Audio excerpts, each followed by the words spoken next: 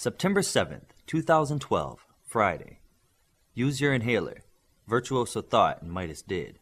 Acrobatics. Moving without sound. Use your inhaler. Forms and drills. Sparring. Use your inhaler. Turning an opponent's strength against them. Grappling. Use your inhaler. Weapons, she thought.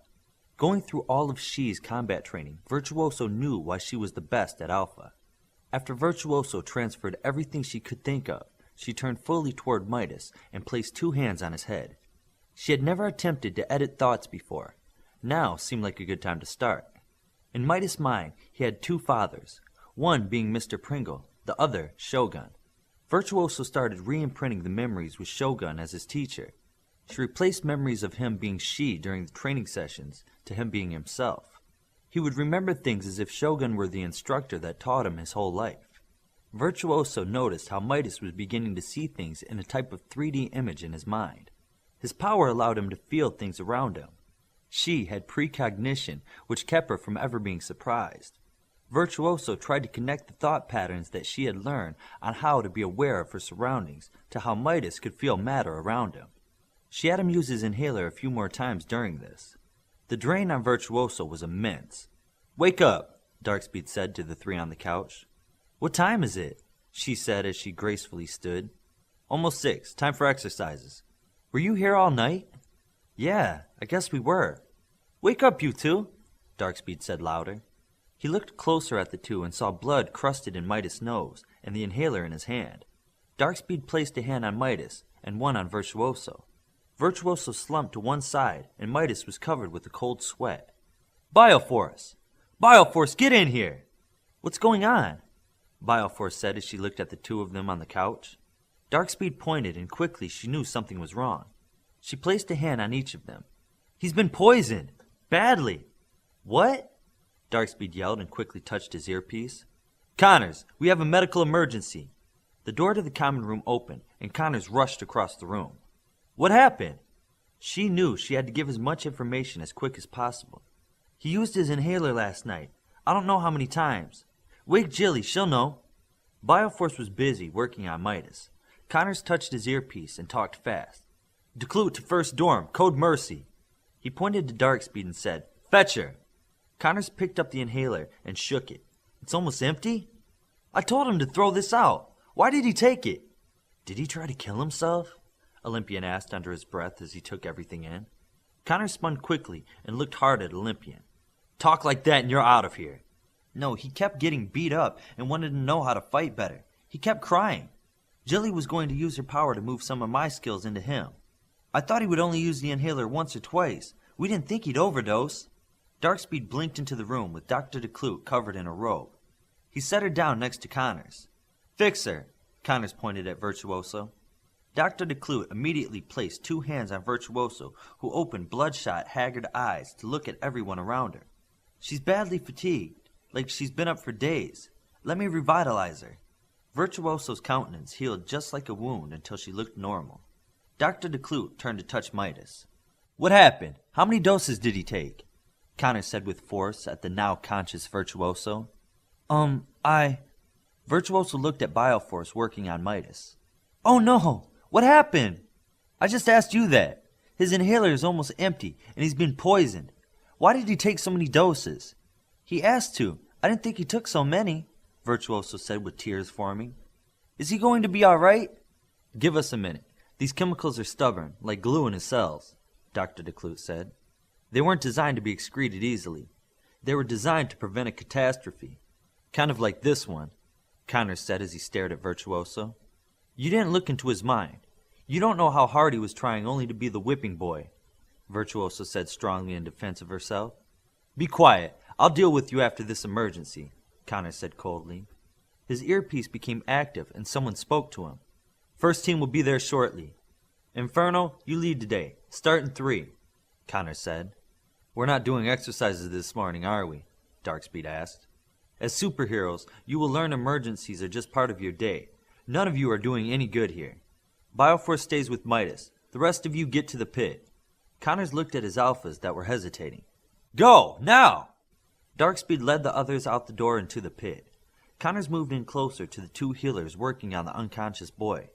How is he? He's going to be fine. We just need to get the poison out of his body, Dr. DeClute said. Move it out his kidneys, Bioforce said. Why not just out his skin by shifting him? Dr. DeClute asked. He won't shift. His matrix power prevents it. It does? Then how have you been able to heal him? He heals easy, just like now. Midas started to stir and look around. Good morning, he said softly. How are you feeling? Bioforce asked. Like I have to use the bathroom. Midas moved his feet and shuffled to his room. Bioforce, good job, Connors continued. Get to your exercises. Let everyone know Midas is all right. Dr. DeClute and Connors stood in the common room alone. So how important is it that they toughen up quick again? Dr. DeClute asked. I'm giving them some time off this weekend to decompress, Connors said. Maybe that should have been last weekend. Don't start. Start what? Second-guessing me. That kid wasn't born to be an anchor. Maybe you need to ease up on him. I'm not going to have this conversation. I'll train him my way, Connors said with a tone that ended that part of the conversation. You never mentioned his power was matrix when you pushed his application through. Care to tell me why? 45 days. All will be made clear. Connors started walking toward Midas' room.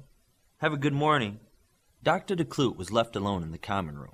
Slowly, she started out and across campus back to start her day. Joseph, are you all right? Connors asked as he stood inside his bedroom door. I'm good. Midas walked into the room with a wet face. He was putting on a new nano uniform. What are you doing? It's time for morning exercises. I'm late. We need to talk. Come on out here and sit down. Connors led Midas out to the common room. Well, I guess I should be glad your overdose wasn't intentional. I overdosed? Midas said with shock. You used almost an entire inhaler overnight. That was mixed up special to knock you out fast and keep your brain from functioning. It's a very strong blend of drugs. I had thought you'd thrown it out. So care to tell me why you risked death last night? You wouldn't understand. You might be surprised. You're the strongest one here. Olympian only gets hurt when he fights you. Olympian hits you as hard as he can and you never get hurt. Everyone hurts me. I'm constantly getting healed and put back together. I thought I'd be making new friends in the 7th grade this year. Instead, I feel like I'm here. Connor softened a bit. 7th grade, that seems like a lifetime ago. You were looking forward to it? I was. Didn't you like school? I was taken out of school a few years before that. My strength just kept growing, and I liked to play rough. My mother kept thinking I was going to hospitalize someone or worse. What kind of 9-year-old plays throw the junk car across the lawn with his friends? Midas laughed softly. Olympian? Well, if Olympian would have been my neighbor when I was young, I'm sure we would have been best friends. Truth is, I was alone. I didn't have any peers. Even as a superhero, it was hard for me to fit in. So when you feel like you're the only one in the world that has problems, I'm here to tell you I understand. I might not have the same set of troubles, but I've had them. So what you're saying is that you've been miserable too? Smart Alec. No, I mean if you need someone to talk to me. I may not have all the answers, but I'll help you look for them. Thanks, but don't be disappointed if I ask my team first. They're kind of becoming my best friends. That's exactly what they're supposed to be. You didn't see how worried they were about you. I didn't mean to upset anyone, Midas said thoughtfully. You're all right now. That's what matters most. Connors rose and spoke a little louder. Why don't you go show your team you're okay? Is Jilly in trouble? Oh yes. I'd like to take whatever punishment she's supposed to get, Midas said sternly. I begged her to do this. It wasn't her idea. Are you sure about that? I can give out some rotten punishments. I am. Let me think about it. By the way, did it work? Connors asked a question that had been in the back of his mind. I don't think so. I mean, I feel really connected to the ground. Like my feet are partners with the ground. Other than that, Midas stopped to yawn. You tired? Connors asked. I sure am. Why don't you get some sleep? I'll tell Miss Waldron you'll be in when you're rested. What about breakfast? Midas asked. That's what Reggie's for. Do you need anything else? Are we still going to be allowed to leave this weekend?